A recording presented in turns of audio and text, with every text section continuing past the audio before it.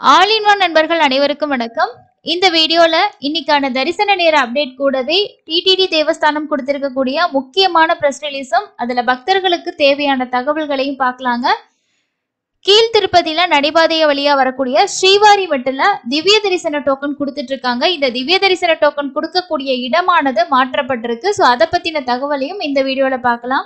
நீங்களும் திருமலைக்கு தரிசனம் போறீங்கன்னா உங்களுக்கு தேவையான தகவல்களை தெரிஞ்சுக்கிறதுக்கு நம்ம சேனலை மறக்காம சப்ஸ்கிரைப் பண்ணி வச்சுக்கோங்க.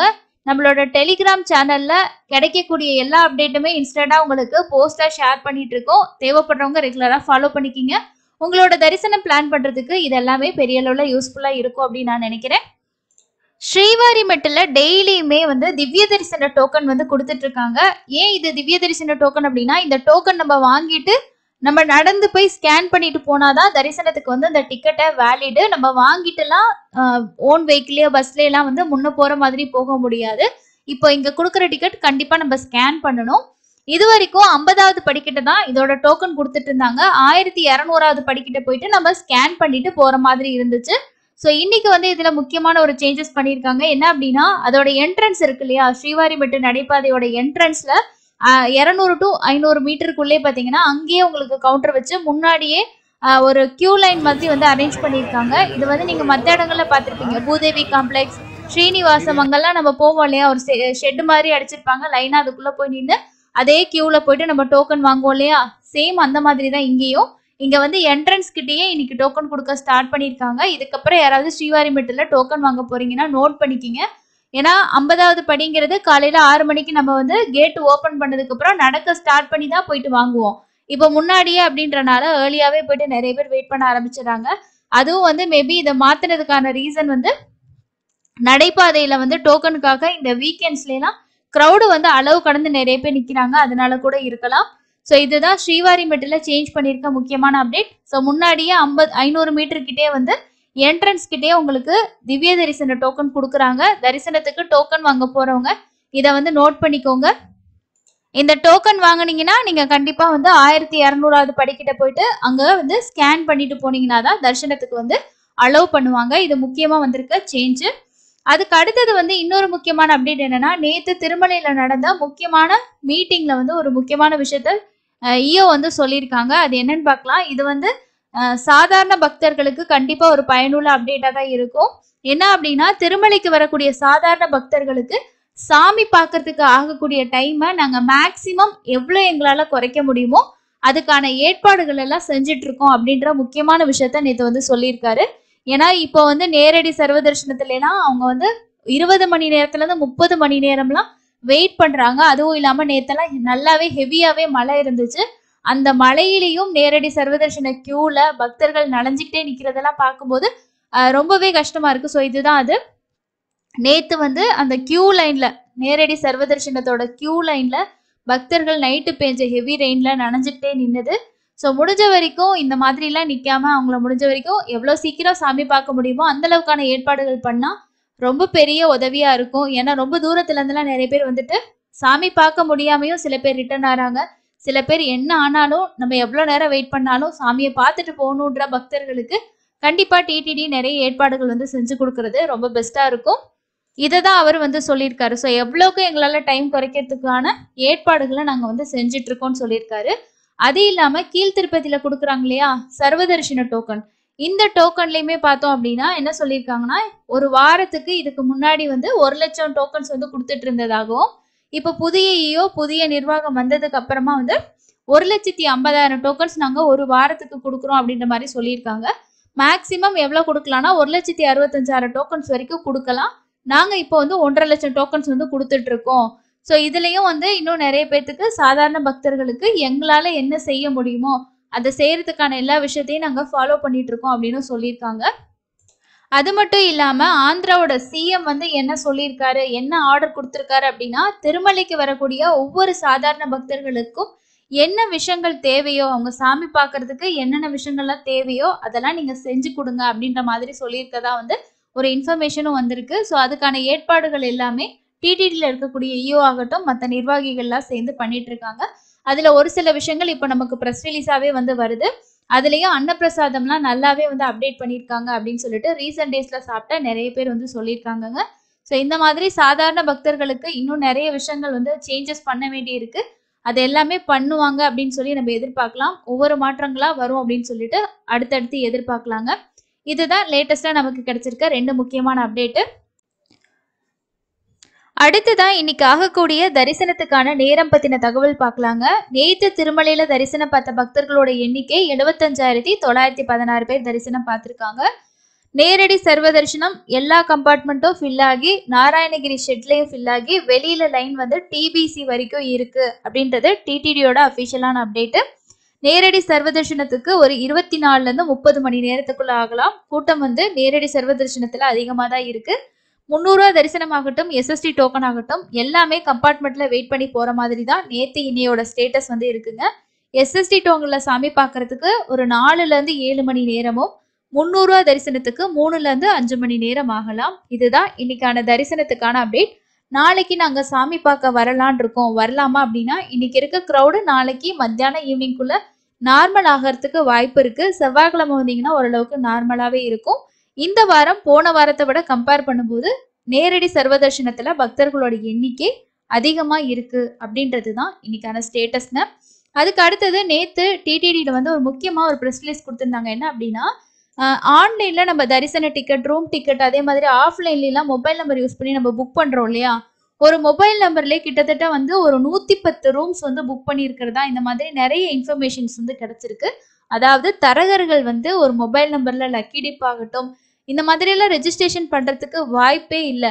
ஏன்னா நம்ம வந்து ஒரு தடவை லக்கி டிப்ல ரெஜிஸ்ட்ரேஷன் பண்ணி நம்ம செலக்ட் ஆனோம் அப்படின்னா திரும்பவும் ரெஜிஸ்ட்ரேஷன் பண்றதுக்கு 180 நாள் டைம் கேப் வந்து நம்மளோட மொபைல் நம்பர் கேக்குது. அதே மாதிரி ஒரு மாசத்துல நம்ம ஒரு தடவை ரூம் பண்ணிட்டோம்னா திரும்ப பண்றதுக்கும் டைம் கேப் கேக்குது, 300 ரூபாய் கேக்குது.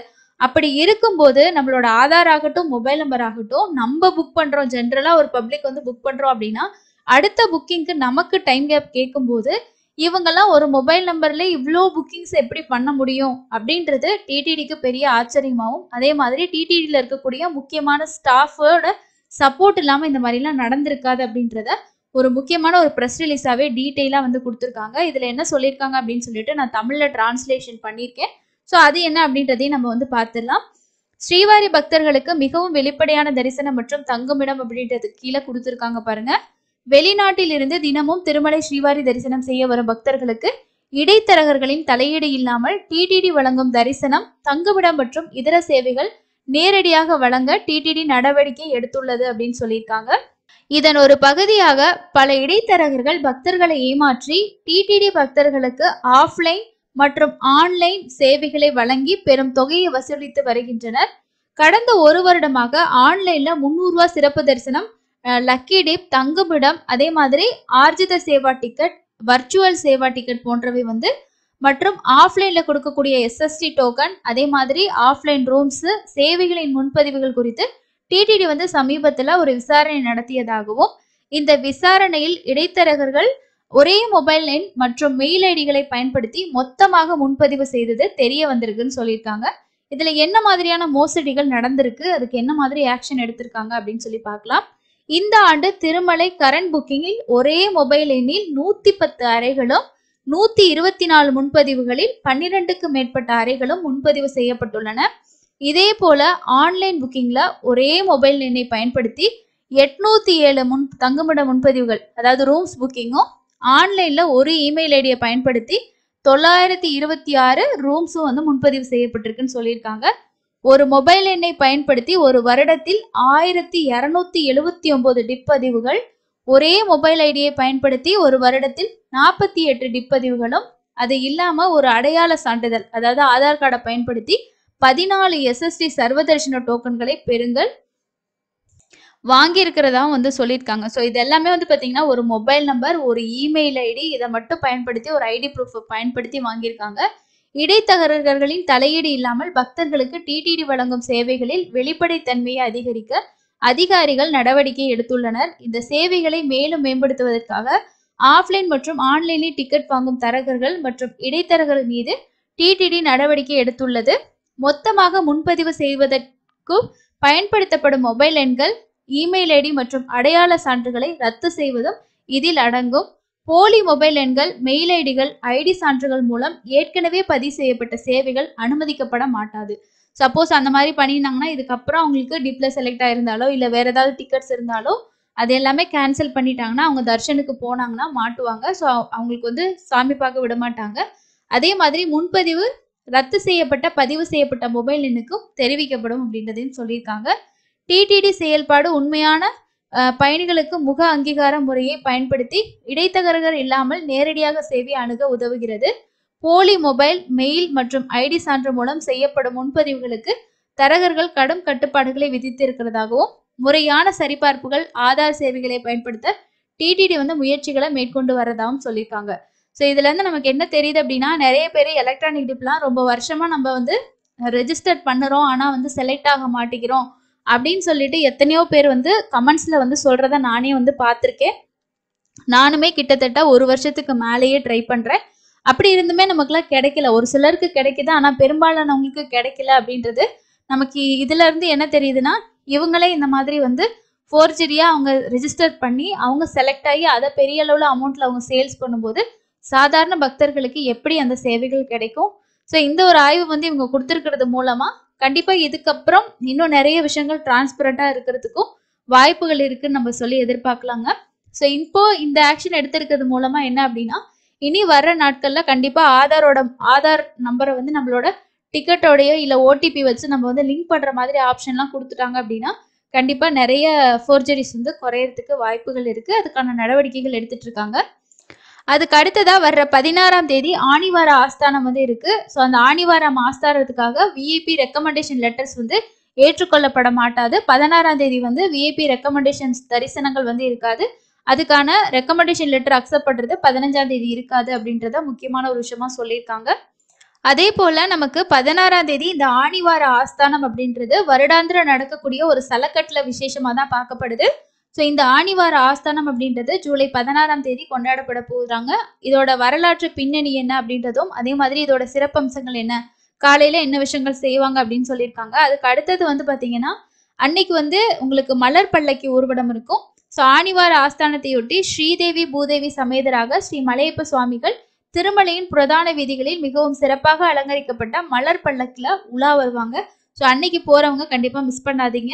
அதே மாதிரி அந்த நாள்ல ஆணிவார ஆஸ்தானத்தை முன்னிட்டு அஷ்டதளபாத பத்மாராதனா சேவா, கல்யாணோற்சவம், ஊஞ்சல் சேவா, ஆர்ஜித பிரம்மோற்சவம், சகஸ்கர தீபாலங்கார சேவாஸ் எல்லாமே ரத்து செய்யப்பட்டிருக்கிறதாவும் டிடிடி அஃபிஷியலா கொடுத்துருக்காங்க. ஸோ இது இன்னைக்கு இருக்கக்கூடிய டிடிடி ரிலேட்டடா இருக்கக்கூடிய முக்கியமான அப்டேட்டு. ஸோ இந்த இன்ஃபர்மேஷன் எல்லாம் உங்களுக்கு யூஸ்ஃபுல்லாக இருந்துச்சா இல்லையான்றதை கமெண்ட்ஸில் ஷேர் பண்ணுங்கள். அடுத்தடுத்து வரக்கூடிய எல்லா அப்டேட்டும் நான் கண்டிப்பாக டீட்டெயிலான வீடியோவாக நான் ஷேர் பண்ணுவேன். செக் பண்ணி பார்த்துக்கோங்க. இன்னொரு பயனுள்ள பதிவில் சந்திக்கலாம். நன்றி.